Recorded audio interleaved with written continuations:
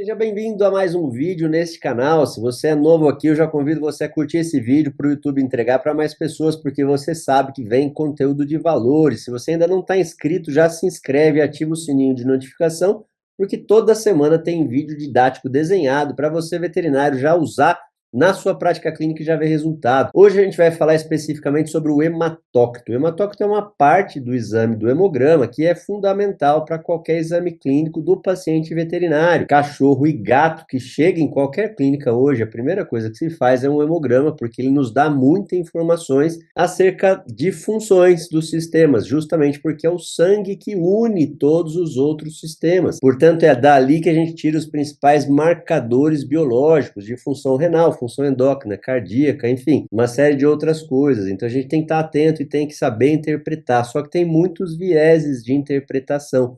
E quando a gente fala de hematócrito especificamente, a gente precisa lembrar do seguinte: o hematócrito é o percentual de células do sangue. O sangue é composto de plasma e de células. Quais células? Os leucócitos e as hemácias. Só que como a grande maioria de células é representada pelas hemácias, a gente chama de hematócrito, percentual de células do sangue. E aí ele pode estar aumentado, diminuído, enfim, ele tem uma faixa de normalidade que é dependente do gênero, da idade, de condições, de locais onde o paciente mora. Por exemplo, pacientes que moram em regiões montanhosas, como em Campos do Jordão, cidade mais alta do Brasil, onde eu atendo frequentemente, os pacientes podem ter um hematócrito um pouco aumentado. E a questão de ter um hematócrito aumentado ou diminuído é que isso interfere com a viscosidade do sangue. E o cardiopata pode ter um aumento do hematócrito. Portanto, quando a gente pega um hemograma e vê aumento de hematócrito, ele tem que chamar atenção, porque ele está sinalizando alguma coisa. A questão é que muitas vezes a gente se lembra, o paciente pode estar desidratado. Não especificamente, ele pode ter um problema cardíaco e eu vou te explicar como e por quê já nos nossos desenhos. Se você já é desse canal, você já sabe que aqui vem desenho agora, didático desenhado para facilitar a sua compreensão, para facilitar a assimilação desse conteúdo.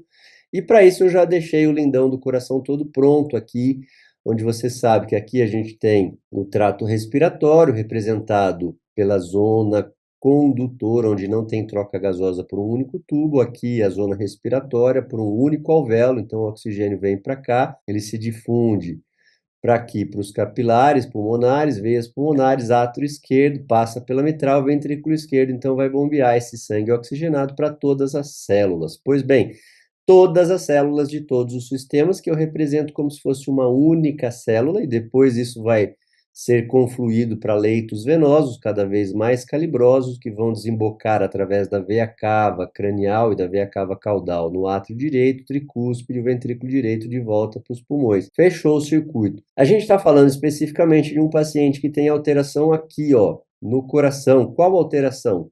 Qualquer uma. Pode ser uma alteração de válvula, degeneração, que é a principal cardiopatia adquirida dos cães. Pode ter uma cardiomiopatia, que são as principais doenças cardíacas dos gatos, as doenças do miocárdio, arritmia, enfim. A questão aqui é um paciente que tem uma deficiência cardíaca, e isso leva a uma redução do débito cardíaco, portanto, uma redução da oferta do oxigênio para os tecidos. E aí é que entra a grande questão. Sempre que eu tenho uma redução da oferta de oxigênio, a diminuição do oxigênio sensibiliza aqui nos rins, que eu já deixei prontinho para você, as células, os fibroblastos intersticiais peritubulares. Então, para a gente se recordar aqui, ó, o sangue entra nos rins pela arteríola aferente, vai passar pelos capilares glomerulares, vai sair pela arteríola eferente, parte dele vai ser filtrado para a cápsula de Bowman, esse filtrado vai começar a percorrer os túbulos, então aqui túbulo contorcido proximal, aqui alça de Henle, segmento ascendente e descendente, túbulo contorcido distal, túbulo coletor, ducto coletor.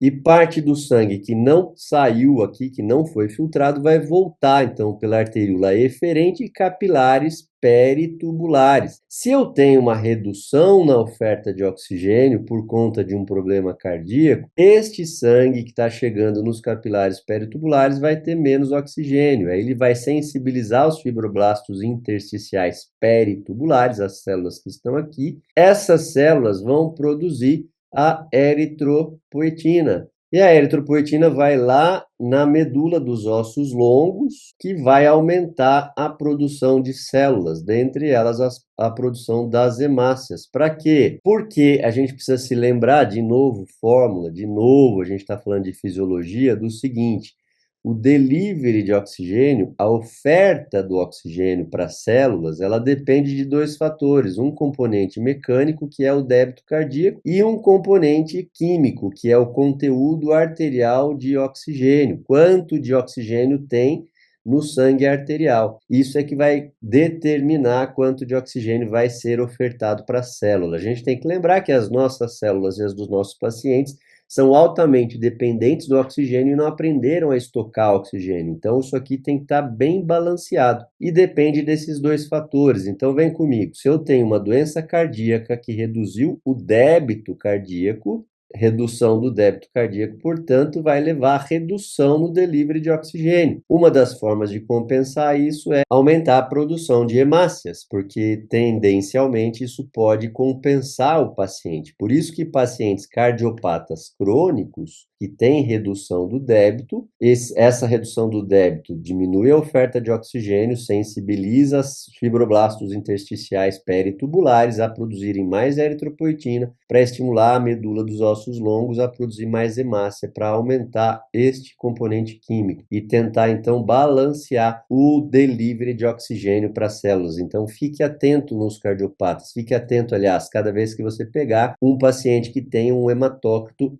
aumentado, porque isso pode indicar doenças cardíacas, pode indicar também doenças respiratórias. Então, resumindo, qualquer fator que leve à hipóxia tecidual sensibiliza as células renais, que produzem mais eritropoetina, que aumentam a produção de células vermelhas. E se você gostou desse conteúdo, já clica, já deixa o seu like, deixa um comentário aqui pedindo outros assuntos para eu trazer assim de forma desenhada para você. E não se esquece de se inscrever no canal e ativar o sininho de notificação. Deus abençoe, até o próximo vídeo.